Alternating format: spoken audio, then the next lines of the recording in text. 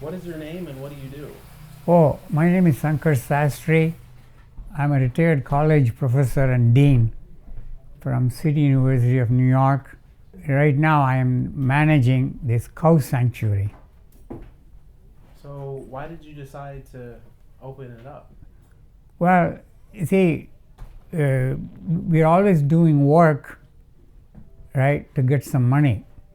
There is certain amount of happiness in that, but it is not the end of all happiness. You see, there is more meaning to life than just making money. Because if you are only interested in money or happy life, then we are only living like an animal, eating, sleeping, mating and defending. These are the 4 jobs any animals can do. But we human beings, we have the 6th sense, which is above the animals. So you have to do something for the universe. So I was looking for a project, so when I retire, to do it. If you know God is love and love is God, and if you're going on giving love and compassion to everyone, you will be like God sitting. So I was looking for a project of love and compassion. So one of the ways you get love and compassion is you give love and compassion. The more you give, the more you get. And when I was looking for the project, I found out that the most loving and compassionate animal in the world is a cow.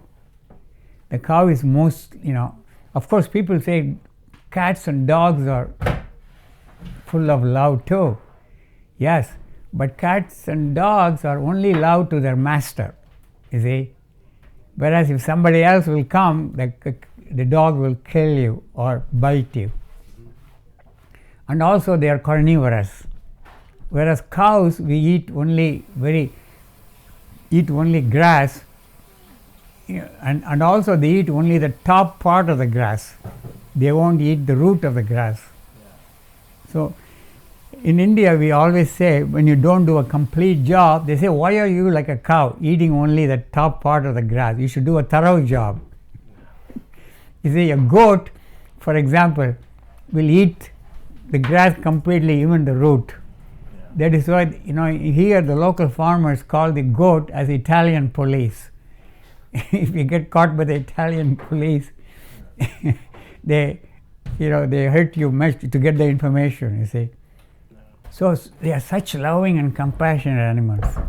That is why I figured we will start a project of love and compassion. Our whole idea is to promote love and compassion. So we have 21 cows now, so we are doing this project. Okay. Do you plan on getting as many animals here as possible? Well, right now, we don't have enough help. It's very difficult to get help.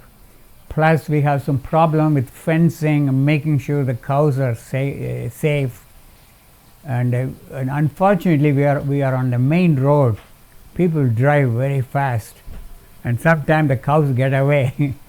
And yesterday, for example, you helped me so much by fixing the fence. So we are working on those things. Okay. So that is why we are limited until we get enough help. And also we got to increase the number of pasture land.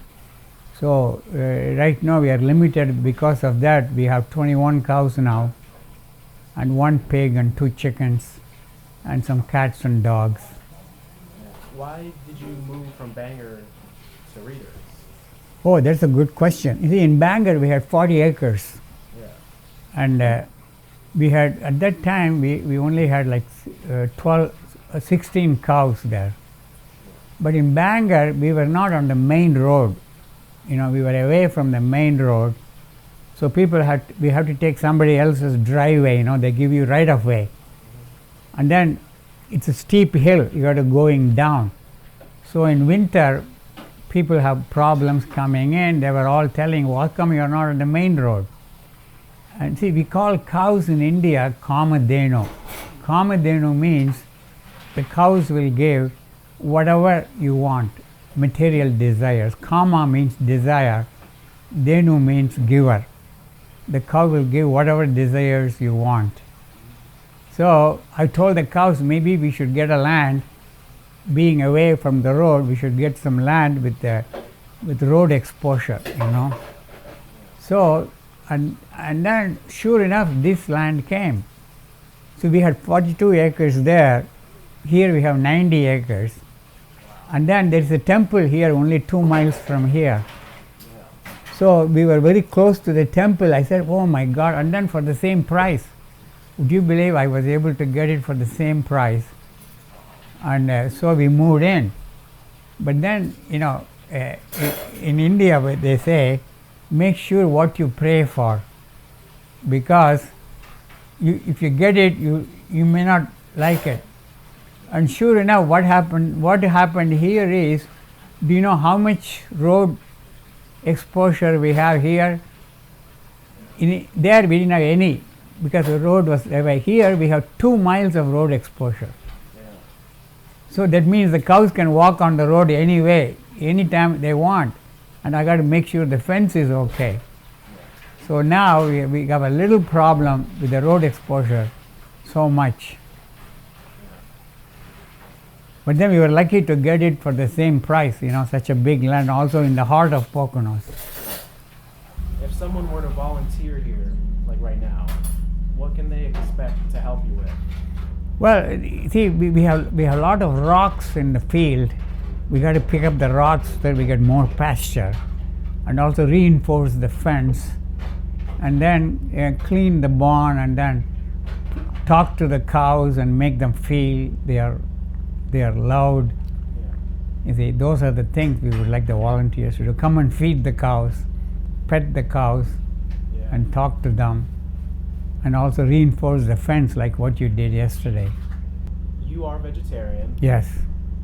You've been vegetarian your whole life. Yes.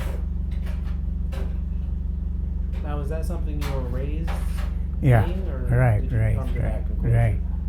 Like, did you?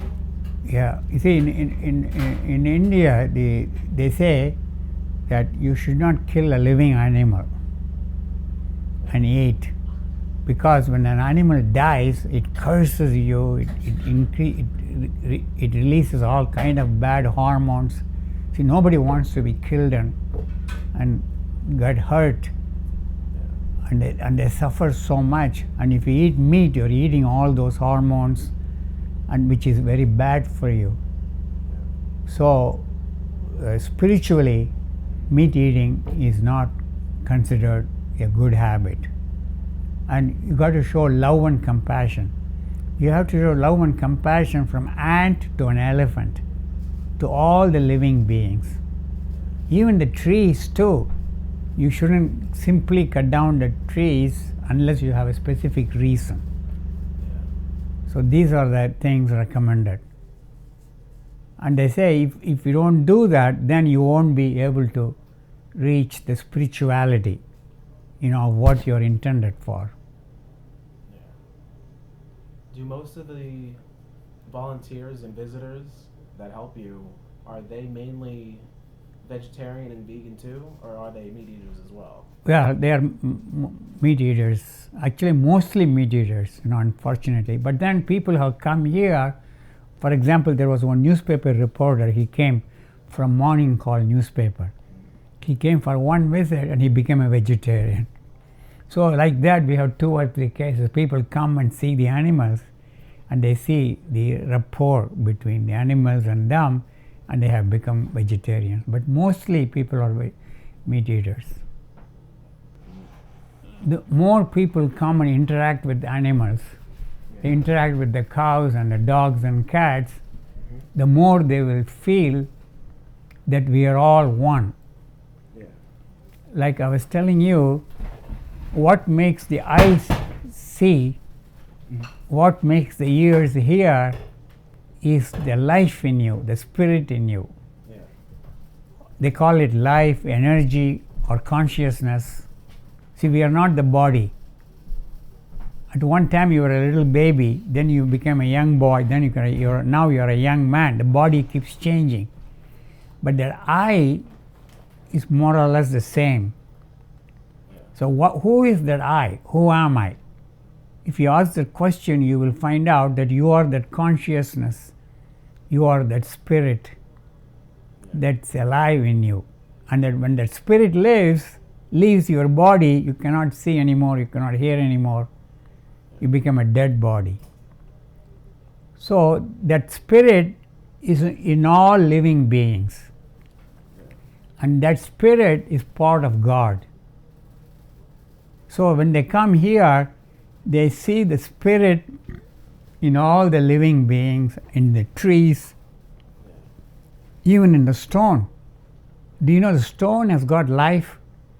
If you put a rock in the microscope, there are atoms, and these atoms are all dancing around. The whole world is a dance.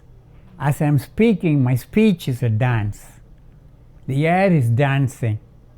It's a dance of ecstasy. That is why in India we have this god called Nataraja. Nata means dance, Raja means king.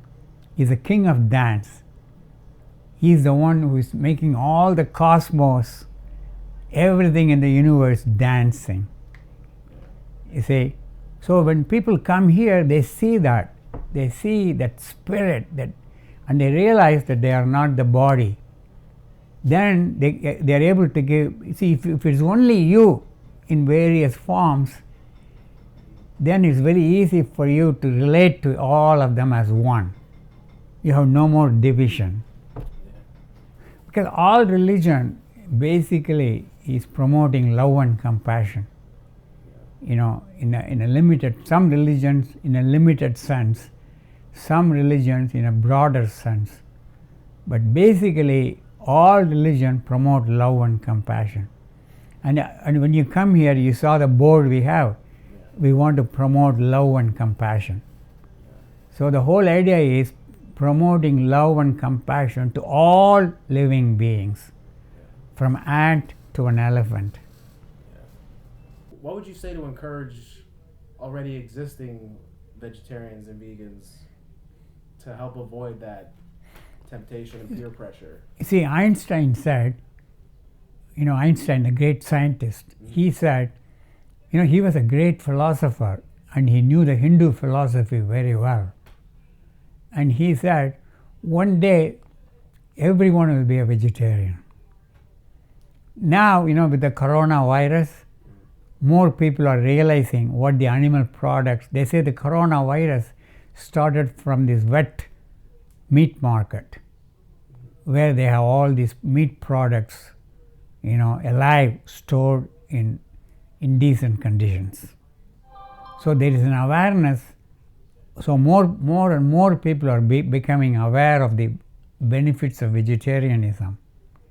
And as the Beatles' wife, Linda, she said, if slaughterhouses had glass walls, everybody will be vegetarian. So it's a question of time. It's a question of, it's basically our immune system is challenged when you eat meat and meat products. Your immunity goes down. When your immunity goes down, you're susceptible to coronavirus and other products. Mm-hmm. It's basically simple thing. People are becoming more and more, now that we are all connected, people are becoming aware. If you're going to eat meat products, fine.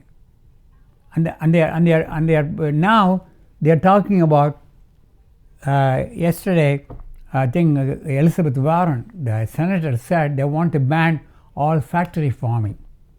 They give them antibiotics on a daily basis, so that the chickens and the pigs won't get sick, and they fatten them in a short time. Normally it takes like 4 months for the chicken to grow fat, whereas Frank Perdue says he can fatten them in 30 days. You see? And now we are eating these antibiotics and other hormones on a daily basis, and now human body is not responding to antibiotics. because you're consuming it. They need more and more super antibiotics.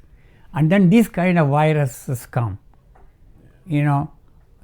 So it's purely a question of time. People would realize, like Einstein said, one day everybody will be vegetarians.